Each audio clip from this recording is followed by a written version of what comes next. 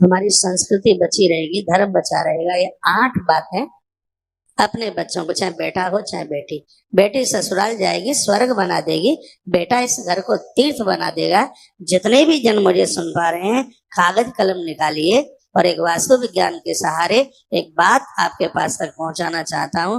उस घर में किसी भी प्रकार का दोष नहीं रहेगा। अपने बच्चों को ये 8 चीज दे दें, 8 उपहार देते हैं। यज्ञ अध्ययन दानानि तपः सत्यम क्षमा घृणा अलोभ इत मार्गोयम धर्म्याष्ट विध स्मृतः। इसका हिंदी अनुवाद मैं आपको बता देता हूँ। बच्चों को यज्ञ से जोड़िए। आप देखिए बच्चों की तरक्की, देखिए आप उत्थान, महापुरुषों की जिंदगी जिएंगे। यज्ञ करने का मतलब ये नहीं है कि आपके बच्चे बाबा बैरागी बन जाएंगे, इंसानियत आ जाएगी, प्रवृत्ति का विनाश हो जाएगा, देवी प्रवृत्ति बन जाएगी। यज्ञ का इतना बड़ा प्रभाव है। यवनों को घुटने टिका दिए, मराठा की धरती पर जन्मा हुआ वीर शिवाजी, उसकी माँ ने इस पुत्र को रोज यज्ञ करना सिखाया था। ये यज्ञ करता था, यजन करता था। श्री कृष्ण नंद बाबा ने यजन करना सिखाया था इसी वृंदावन की धरती पर, ब्रज की धरती पर। और श्री द्वारका में जिस दिन वो सोम यज्ञ पूरा हो रहा था, तो भरे दरबार में भगवान श्री कृष्ण की आंखें भर आई और ये कहा, आज इतना बड़ा यज्ञ हुआ है, ये मेरे नंद बाबा और मेरी माँ यशोदा की देन है, जिन्होंने छोटी सी उम्र से मुझे यज्ञ में लगाया, आहुति में लगाया। गोवर्धन को यज्ञ का रूप दिया गया। तो मुझे विश्वास है कि ये 8 बातें मैं आपके बीच में यहाँ से निवेदन कर रहा हूँ, उपहार में, वरदान में, आशीर्वाद में, ये आप अपने बच्चों को जरूर देंगे, बेटी हो चाहे बेटा। 8 पहला है यज्ञ, ये जन्म, ये वो चीजें घर में दोष नहीं रहने देंगे किसी भी प्रकार का। अध्ययन में गीता जी को हर युवा में पढ़े, मेरा निवेदन है। ये जाति बिरादरी से ऊपर उठ के है गीता, ऐसी गीता है मुसलमान भी पढ़ेगा। कलाम साहब कहते थे, उन्होंने बहुत बार जिक्र किया है, गीता तो शैतानों को इंसान बनाने वाला ग्रंथ है। हाँ, गीता ऐसा अद्भुत ग्रंथ है, गीता पढ़ने वाला कोई भटकेगा नहीं कभी भी। का अर्थ होता है जो अपने दोषों को कबूल करा दे, ऐसी पढ़ाई है। उसको दूसरे शब्दों में कहते हैं स्वाध्याय। स्वाध्याय का अर्थ है ऐसा पाठन जो अपनी कमी का एहसास कराते हैं।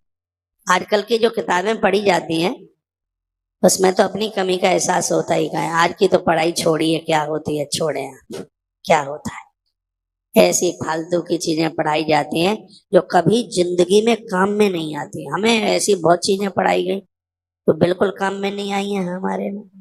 हमें पढ़ाया गया था अलाउद्दीन खिलजी, क्या करूं उसको खोपरिया पे रख लो, वो पढ़ाया हमें।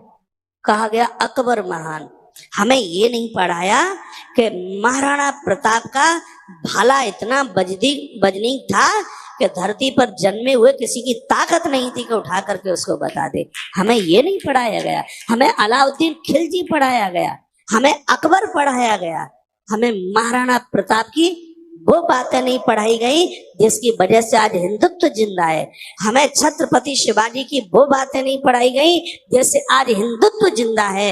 हमें वो समर्पण नहीं अपने वीरों का बताया गया, पता नहीं क्यों दबा करके रखा गया। हमें वो बातें पढ़ाई गई जो हमारे किसी मतलब की नहीं है। हमें सिकंदर पढ़ाया गया, ये लोग पढ़ाए, हमारी संस्कृति को दबा करके रखा गया। पता नहीं ये कौन से भेड़िए की चाल थी, बात समझ में नहीं आई। ऐसी चीजें पढ़ाई गई जो हमारे किसी काम की नहीं। हमारे जो काम की चीजें थी वो हमें कभी पढ़ाई नहीं गई। कभी हमें कभी उन स्कूलों में ये नहीं पढ़ाया गया कि आंख बंद करके माँ गायत्री का ध्यान करके यदि ये तुम भोजन करोगे तो मुंह में जाने वाला कौर एक आहुति का रूप धारण ले लेगा। ये नहीं पढ़ाया गया हमें। हमें महात्मा अगस्त की बात नहीं पढ़ाई गई। हमें नहीं पढ़ाई गई गुरुदेव वशिष्ठ की योग रामायण की वो बातें जिसमें कहा गया था कोटि जन्म समुत्थेन राम संसार वासना। ये वासना करोड़ों जन्मों की प्रभु स्मरण के बिना कभी समाप्त नहीं होगी। ये बातें नहीं पढ़ाई गई हमें। यदि ये बातें आज पढ़ाई गई होती तो ये वासना का वो दौर नहीं दौड़ता जिससे आज देश गुजर रहा है।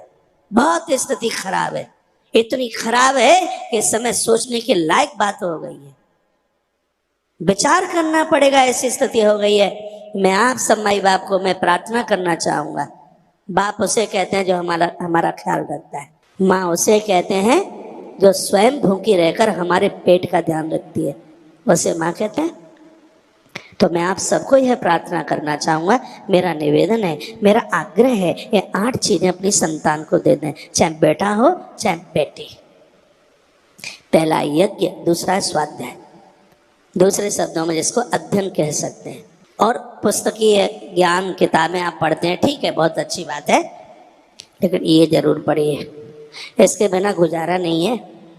और बढ़िया सफल जीवन जीने के लिए यही अध्याय काम में आएंगे। मैंने बहुत आदर किया है साइंस का, मैंने बहुत आदर किया है उस गणित का जो मेरी पढ़ाई रही है, लेकिन इस सब पढ़ाई के साथ साथ जो आज मैं भारत के विश्वविद्यालय में पढ़ रहा हूँ, मुझे इससे बढ़िया पढ़ाई कोई लगती नहीं है।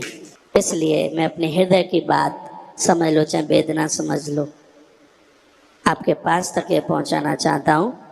युवा भारत बनेगा, अध्यात्म भारत बनेगा और सच मानिए पारमार्थिक भारत बनेगा। ये 8 चीजें अपने बच्चों को दे दे।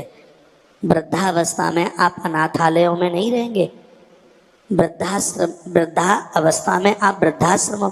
मुझे तो रोना आता है जिस बिल्डिंग पर मैं वृद्धाश्रम का बोर्ड लगा हुआ देख लेता हूँ, उस देश में जहाँ राम और श्रवण अपने माता पिता के लिए दुनिया छोड़ के और राम माता पिता के आदेश के लिए अयोध्या छोड़कर 14 साल के लिए वन को चले गए। उस भारत में सरकारी लाइसेंस पर 4000 वृद्धाश्रम, 4000 से 5000 हर वर्ष बनते हैं। ये प्राइवेटों की तो गिनती नहीं की जा सकती कितने बनते। उस देश में जहाँ हमारे उपनिषद कहते हैं मातृ देवो भव पितृ देवो भव, माता पिता को घर से बाहर निकाल कर और घर का वास्तु दोष कोई मिटाना चाहे, लाखों रुपया खर्च कर देना, नहीं मिटेगा, नहीं मिटेगा। जिसके घर में बुजुर्ग नहीं है, जिसके घर में वृद्धों की डांट नहीं है, जिसके घर में वृद्धों की आवाज नहीं है, उस घर में मुझे तो नहीं लगता कि आनंद का सावन शायद बरसता होगा। जिन घर में ये नहीं है, ये 8 चीजें अपने बच्चों को दीजिए। टाइम तो ज्यादा हो रहा है और मैं शॉर्ट में अपनी बात को समेटने की कोशिश करूंगा। इज्जा अध्ययन दानानी, पहला है यज्ञ, दूसरा है अध्ययन, तीसरा है दानानी, देने की भावना। दान में सिर्फ रुपया पैसा ही नहीं आता, देने की भावना। आप योग्य हैं, गरीब के बच्चों को क्यों नहीं पढ़ाते? किसी को 10-5 हजार रुपया दे दोगे, यही दान है क्या?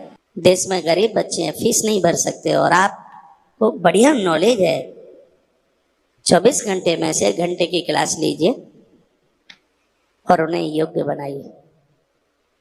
किसी निरक्षर को योग्य बनाना, विद्या दान करना, इसका मतलब है, इसका अर्थ है 88,000 ब्राह्मणों को भोजन कराने के बराबर इसका फल है। 88,000 ब्राह्मणों को भोजन कराने के बराबर। लोग कहते हैं हमारे पास तो कुछ है नहीं, क्या दें? अरे भगवान ने आपको सब कुछ दिया, आपको योग्यता दी है। हर व्यक्ति को किसी ईश्वर ने कुछ न कुछ दिया है। जहर सबको मारता है, लेकिन जहर को भी ईश्वर ने गुण दे दिया है। सांप का जहर चढ़ जाए इतना तो इंजेक्शन जहर का ही लगता है। कुत्ता काट ले, जहर चढ़ जाए तो इंजेक्शन जहर का ही लगता है। ये गुण ईश्वर ने उसमें भी दे दिया है। ऐसा धरती पर कोई नहीं है परमात्मा ने जिसको कोई न कोई गुण ना दिया हो। आप डॉक्टर हैं, 1 घंटा उन मरीजों को देखिए जो फीस जमा नहीं कर सकते। आप टीचर्स लोग हैं, 24 घंटे में से 1 घंटा ऐसा निकालिए आप गरीब के बच्चों को पढ़ा सके, तो इसको कर्म ही नहीं है। अपने कर्म को आराधना बनाइए, पूजा बनाइए। हम लोग माला जपते हैं, लेकिन हम ऐसा नहीं, जब तक माली लेके बैठ जाए तो हम अकर्मण्य बन जाए, आलसी बन जाए, प्रमादी बन जाए। हाँ, माला जपिए, भगवान का नाम लीजिए, लेकिन कुआं खोद करके पानी पीने की कोशिश कीजिए। पिताई की कमाई के ऊपर मत कर, खुद 20 नाखूनों से कमा करके अपना रास्ता प्रशस्त कीजिए। इसका ख्याल रखिए, भाई का ख्याल रखिए। आप ज्येष्ठ भ्राता है, आप तो कमा रहे हैं, वो अभी छोटा है, वो पढ़ाई लिखाई कर रहा है, छोटा है आपसे, बेटे से ज्यादा स्नेह रखिए उससे। बड़ा भाई है, पिता से ज्यादा पूज्यता का भाव रखिए। राम राज्य आपके घर में होगा।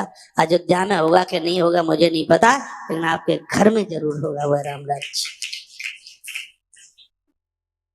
दाना नहीं देने की बात। बाजार में जाए कुछ खरीदने के लिए तो पहले ये ध्यान हो, अरे मेरा छोटा भाई है, उसका मुझे ध्यान रखना है, वो मुझे बहुत प्रिय है, बहुत मेरा लाडला है। बड़े भाई के प्रति भी ऐसी पूज्यता का भाव रखिए। भाई भाई का प्रेम तो 500 वर्ष की तरक्कियों को तत्काल लेकर प्रकट हो जाता है। ऐसा हमें रामायण और महाभारत में यही तो पढ़ने सुनने को मिलता है, जहाँ एक युद्ध था, कितनी माताओं की मांग का सिंदूर उड़ गया, और जहाँ भाई भाई में प्रेम था, बताते हैं काल रावण की पार्टी से बंधा हुआ था, उस रावण की एक तो नहीं चली, राम ने पछाड़ दिया उसको। ये क्या था?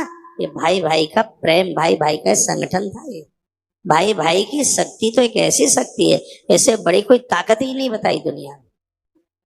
करते हैं तो छिपके छिपके उसका उसकी सहायता कर दीजिए, सहयोग कर दीजिए।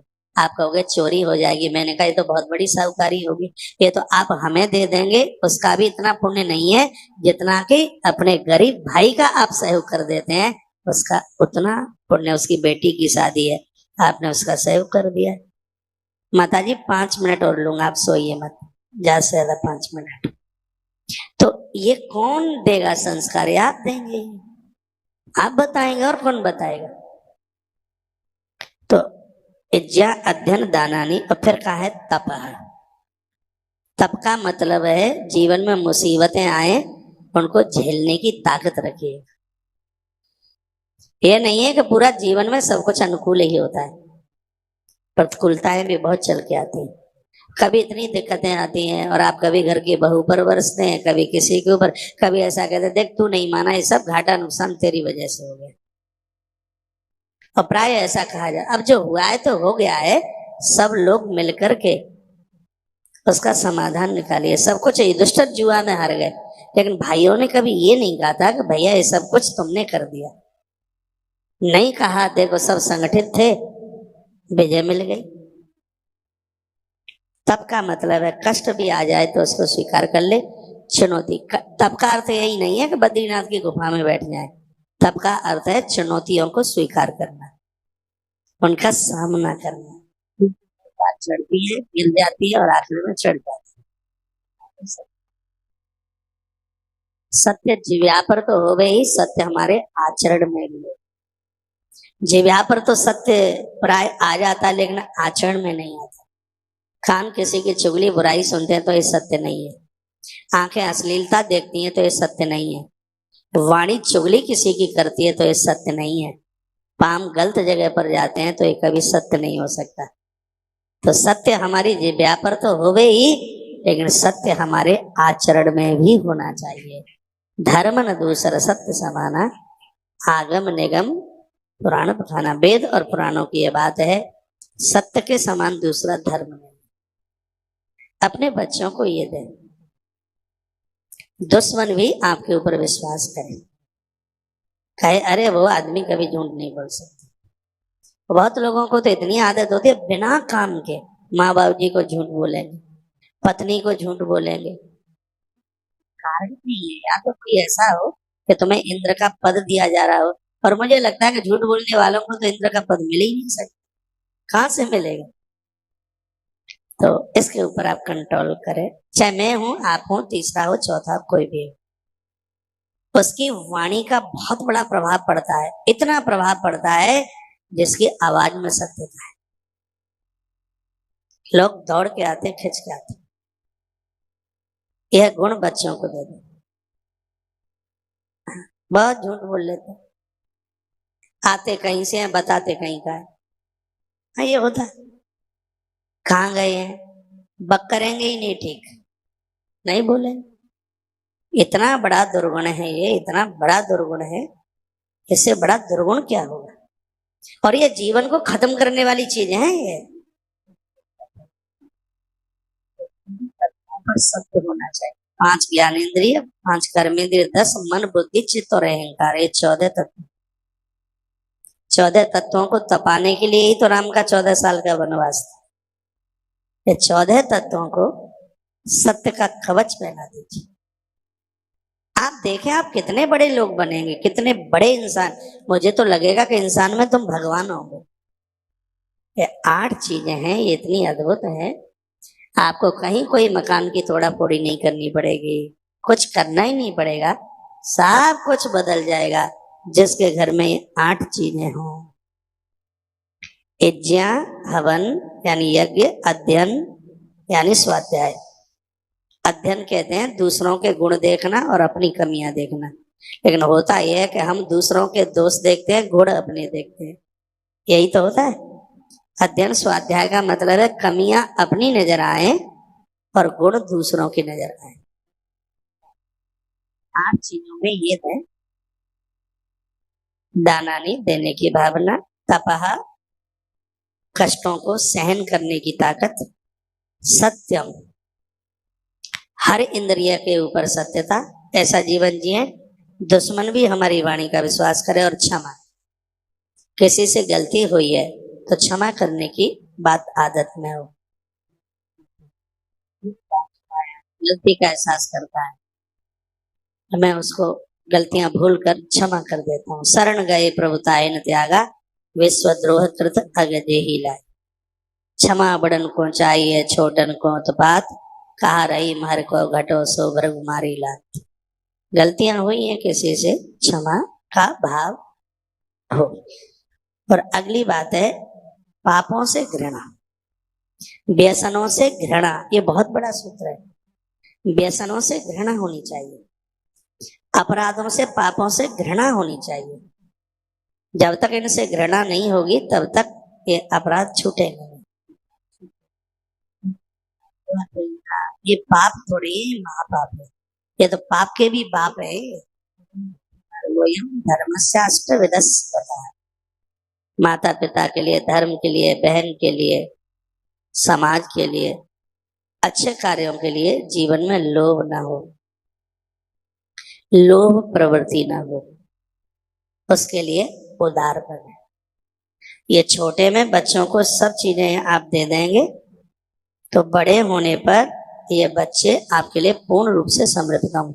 ये शब्द लास्ट वाला लिख लें, अलोभ। अलोभ का मतलब है अच्छे कार्यों के लिए जीवन में लोभ वृत्ति ना हो, लोभ खुद के लिए हो, दूसरों के लिए उदार।